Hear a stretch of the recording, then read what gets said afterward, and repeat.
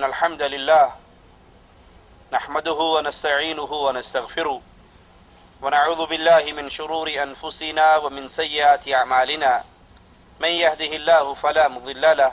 ومن يضلل فلا هادي له أشهد أن لا إله إلا الله وحده لا شريك له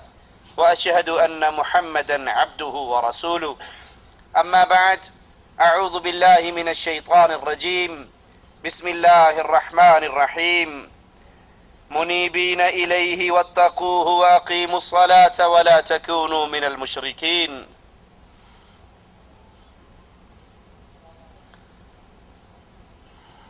کلمہ پڑھنے والی امت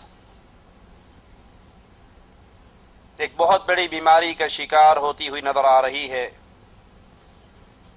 اور یہ بیماری عام سے عام زور و شور سے پھیل رہی ہے کہ دعویٰ مسلمانی کا ہے، دعوے دار ہیں کہ ہم اہل ایمان ہیں،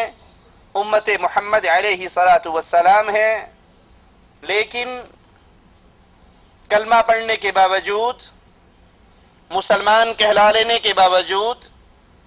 آقا علیہ الصلاۃ والسلام سے اپنے رشتے اور ناطے جوڑنے کے باوجود یہ امت کی اکثریت مسجدیں خالی ہیں، نماز گھر بھی قبرستان کی صورت اختیار کر چکے ہیں، اور پھر نماز چھوڑنے کا غم اور دکھ بھی نہیں ہے، دلوں میں احساس بھی نہیں کہ ہم نماز کے تارک ہیں، نماز کا انکار کر رہے عملی طور پر، اور پھر دعویٰ کر رہے کہ جی نماز نہ بھی پڑھے ہیں تو مسلمان ہیں، تو کلمہ گو. بے نماز، نماز کا تارک، وہ یہ نہیں سمجھتا کہ حقیقت میں اسلام کا اس سے رشتہ ٹوٹ چکا ہے، کیونکہ نماز انسان کو اللہ کے ہاں بلند مقام عطا کرواتی ہے، اور نماز کو ترک کرنا، نماز کو چھوڑ دینا، مستقل نماز کا تارک بن جانا، یہ وہ بیماری ہے جو انسان کو کھینچ کر جہنم کے اندھیروں میں لے کر جائے گی. آپ نے اکثر لوگوں کو سنا ہوگا، بڑے فخر سے کہیں گے جی ہم بڑے پکے موحد ہیں، ہم درباروں پر نہیں جاتے، ہم قبروں پہ سجدے نہیں کرتے، ہم قبروں کا طواف نہیں کرتے، ہم غیر اللہ کی نظر و نیاز نہیں دیتے. ان سے پوچھئے جی ماشاءاللہ 5 وقت کے نمازی ہیں؟ کہا جی بس دعا کرو، ٹائم نہیں ملتا نماز پڑھن دا. نماز پڑھنے کا ٹائم ہمیں نہیں ملتا، نماز ہم نہیں پڑھتے، لیکن ہیں بڑے پکے موحد، شرک بالکل نہیں کرتے. قرآن حکیم کی جو آیت میں نے آپ کے سامنے تلاوت کی، الفاظ پہ غور کیجئے، منیبین الیہ واتقوہ، بالکل اللہ کی طرف رخ کرتے ہوئے اس کی اطاعت کرو، واقیموا الصلاۃ، نماز قائم کرو، ولا تکونوا من المشرکین، نماز قائم کرو، مشرکوں میں شمار نہ کرواؤ اپنا، مشرکوں کے اندر شامل نہ ہو. مفہوم مخالف کیا ہے؟ جو نماز قائم نہیں کرتا،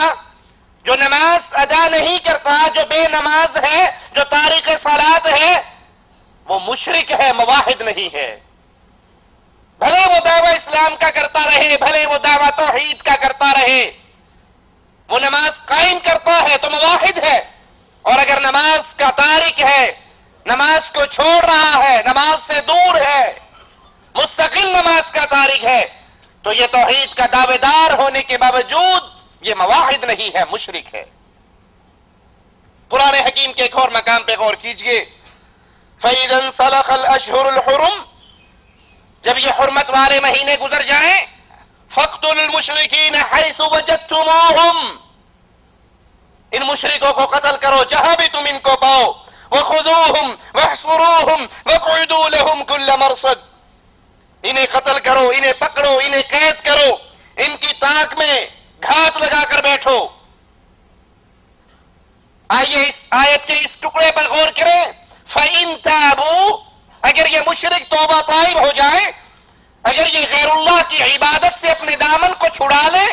اگر یہ غیر اللہ کے لیے سجدے کرنے سے باز آ جائیں، اگر یہ غیر اللہ کو اللہ کے مقابلے پر معبود باطل نہ بنائیں، اگر یہ اپنے شرک سے باز آئیں، غیر اللہ کی پکار سے باز آئیں، غیر اللہ کی عبادت سے باز آئیں، ان کو مشکل کشا، حاجت روا، بگڑی بنانے والا، امیدیں پوری کرنے والا، مصیبتیں ٹالنے والا، مشکل کشا نہ سمجھیں، اس شرک سے اپنے دامن کو بچا لیں۔ کیا صرف شرک سے توبہ ان کے لیے کافی رہے گی؟ نہیں، قرآن کے الفاظ پہ غور کیجئے، فَإِن تَابُوا وَأَقَامُوا الصَّلَاةَ، اگر یہ توبہ طائب ہو، اگر یہ شرک سے بیزار ہو، اگر یہ شرک سے بری ہو، اگر یہ شرک سے بچ جائیں، اپنے دامن کو شرک سے چھڑا لیں، پھر وَأَقَامُوا الصَّلَاةَ، پھر نماز قائم کریں، وَآتُوا الزَّكَاةَ، پھر زکوٰۃ ادا کریں، فَخَلُّوا سَبِيلَهُمْ إِنَّ اللَّهَ غَفُورٌ رَحِيمٌ، اگر یہ شرک سے توبہ کرنے کے بعد نماز قائم کرتے ہیں، زکوٰۃ ادا کرتے ہیں، پھر ان سے قتال نہ کرو، ان کے راستے کو چھوڑ دو، اللہ معاف کرنے والا، رحم کرنے والا ہے۔ کیا مطلب؟ اگر یہ شرک سے توبہ کرنے کے باوجود، شرکیہ اعمال سے برات کرنے کے باوجود نماز قائم نہیں کرتے، زکوٰۃ ادا نہیں کرتے، تو ان سے جنگ جاری رہے گی، ان سے جہاد جاری رہے گا، ان سے قتال جاری رہے گا۔ اسی لیے جب سیدنا ابو بکر صدیق رضی اللہ عنہ وارضاہ سے کہا گیا خلیفۃ الرسول ان سے جنگ کرتے ہو جو نماز ادا کرتے ہیں، کہا ہاں، جو نماز اور زکوٰۃ میں فرق کریں گے ابو بکر ان سے قتال کرے گا۔ اللہ کی قسم، وہ رسی جو محمد کریم کو یہ دیا کرتے تھے علیہ الصلوۃ والسلام، اگر ابو بکر سے روکیں گے رسی لینے کے لیے بھی میں ان سے جہاد کروں گا۔ شرک سے توبہ کرنے کے بعد پھر عملی طور پہ نماز کا قیام، زکوٰۃ کی ادائیگی ان مشرکوں کے خون کو مسلمانوں کے ہاتھ سے محفوظ کرتی ہے۔ صحیح مسلم میں ہے، اللہ کے نبی علیہ الصلوۃ والسلام نے فرمایا ان بین الرجل وبین الشرک والکفر ترک الصلاۃ، انسان آدمی کے درمیان، کفر اور شرک کے درمیان جو چیز کھڑی ہے وہ نماز ہے۔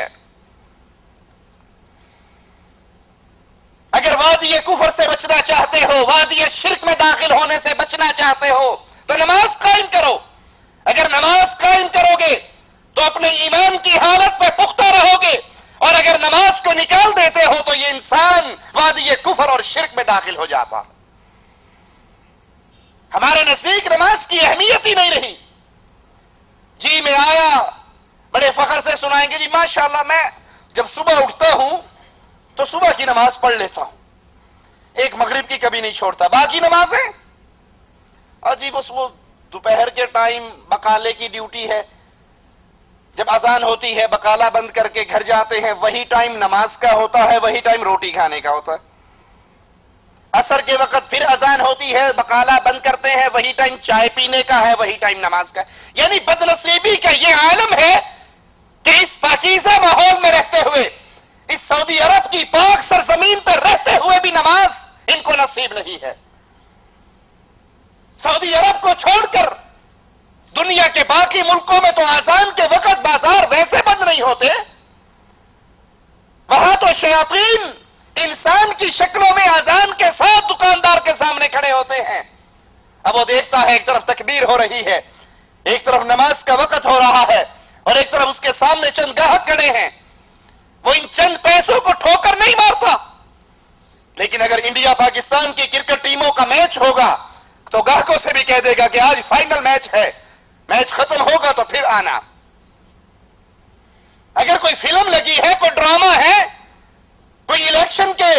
سیٹوں کا اعلان ہو رہا ہے، کون سی پارٹی جیت رہی ہے، میری تنظیم یا کسی اور کی تنظیم، پھر اس کو ہر چیز بھول جائے گی۔ لیکن اگر نماز کا وقت ہے تو اس کے سامنے ہزار بہانے ہوں گے۔ اور امام الانبیاء، امام اعظم، قائد اعظم محمد الرسول اللہ صلی اللہ علیہ وسلم فرما رہے ہیں بین الرجل و بین الشرک والکفر، بندے شرک اور کفر کے درمیان ایک نماز ہے، جس نے اس نماز کو چھوڑ دیا وہ کفر اور شرک میں داخل ہو گیا۔ آقا علیہ الصلوۃ والسلام ارشاد فرماتے ہیں ترک الصلاۃ شرک، نماز ترک کرنا یہ شرک ہے کیسے؟ نماز کا ترک کرنا شرک کیسے ہے؟ اللہ کا حکم ہے نماز پڑھو، اور انسانی خواہش کیا کہتی ہے؟ نرم گرم بستر ہے۔ یہ غریب لوگ ہیں جو مسجدوں میں جاتے ہیں، یہ فقراء کا ٹولہ ہے جو مسجد، ہم تو مالدار پیسے والے آدمی ہیں،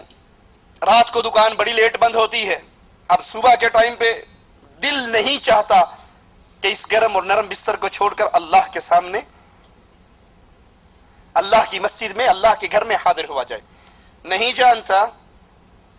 کہ جس کا کلمہ پڑھا ہے اس نے فرمایا ہے جب انسان اپنے گھر سے مسجد کے لیے نکلتا ہے، آسمان والا اس کے لیے 2 فرشتے بھیج دیتا ہے جو اس کے ساتھ نور کے جھنڈے لے کر اس کے ساتھ قدم سے قدم ملاتے ہوئے جاتے ہیں۔ یہ ایک قدم زمین پہ رکھتا ہے، ایک قدم اٹھاتا ہے، اس کا ایک گناہ معاف ہو جاتا ہے، ایک نیکی لکھ دی جاتی ہے۔ یہ نہیں جانتا، یہ نماز کا ترک کرنے والا نہیں جانتا کہ اس کے رسول علیہ الصلوۃ والسلام نے فرمایا من خرج من بیتہ متطہرا الی المسجد فاجرہ کالحاج المحرم۔ جو انسان اپنے گھر سے وضو کر کے نماز کے لیے مسجد کی طرف جاتا ہے،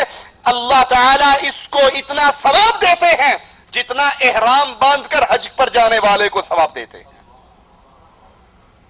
اس کو گرم نرم بستر، اس کو میٹھی نیند، اس کو شیطان کی لوریے اپنے بستر سے اٹھنے نہیں دیتی۔ یہ اپنی خواہش کی بات مان کر نماز کے لیے نہیں جاتا تو یہ اپنے خواہش کو اللہ کی عبادت میں شریک کر رہا ہے۔ اسی لیے شیخ ابن باز رحمت اللہ علیہ، مفتی اعظم سعودی عرب، ان سے جب ایک نوجوان نے سوال کیا کہ میں فجر کی نماز پڑھتا تو ہوں لیکن 8 بجے صبح الارم لگاتا ہوں کیونکہ 8:30 ڈیوٹی پر جانا ہے، 8 بجے اٹھ کر نماز پڑھ کے فجر کی نماز کا الارم ہی نہیں لگاتا، الارم ڈیوٹی ٹائم کا لگتا ہے، اور میں 8 بجے اٹھ کر نماز پڑھتا ہوں پھر اپنی ڈیوٹی پر جاتا ہوں، میرے بارے میں آپ کیا فرماتے ہیں؟ اپنے وقت کے امام شیخ ابن باز رحمت اللہ علیہ نے فرمایا تو کافر ہے، مسلمان نہیں ہے، کیونکہ تو نے نماز کے اس وقت کو بدل ڈالا جو وقت اللہ نے مقرر کیا تھا، اور تو نے وہ وقت مقرر کیا جو تیری خواہش نے چاہا۔ اور دلیل قرآن حکیم کی اس آیت سے لی، کیا تم نے ایسے شخص کو دیکھا من اتخذ الہہ ہوا، جس نے اپنی خواہش کو اپنا رب بنا لیا؟ سوچئے، اللہ کے لیے سوچئے، یہ ماجرا چھوٹا نہیں۔ کتنے ہیں کلمہ پڑھنے والے، کتنے ہیں امت اسلام کہلانے والے، کتنے ہیں محمدی کہلوانے والے، لیکن نماز ان کی زندگی میں نہیں ہے، نماز ان کے گھر میں نہیں ہے۔ بیوی سے اس مسئلے پر تو لڑائی ہو سکتی ہے تو نے سالن میں مرچیں تیز کیوں کی تھی، بیوی سے اس مسئلے پر تو تکرار ہو سکتی ہے کہ آج میری والدہ کے ساتھ تو نے بدتمیزی کیوں کی، لیکن زندگی میں کبھی یہ توفیق نہیں آئی آ کر پوچھ لے میں نماز پڑھ کر آیا ہوں بیگم مسجد میں اور تو اس وقت سے گھر میں بیٹھی ہے، تو نے نماز کا سجدہ کیوں نہیں دیا؟ اس مسئلے پر نہ کبھی اولاد سے جھگڑا، نہ کبھی بیوی بچوں سے جھگڑا، نہ کبھی دوست، وہ سمجھتے ہیں نہیں یہ پرائیویٹ معاملہ ہے، پڑھ لو آپ کی مرضی، نہ پڑھو آپ کی مرضی، آپ نے اپنی قبر میں جانا، میں نے اپنی قبر میں جانا۔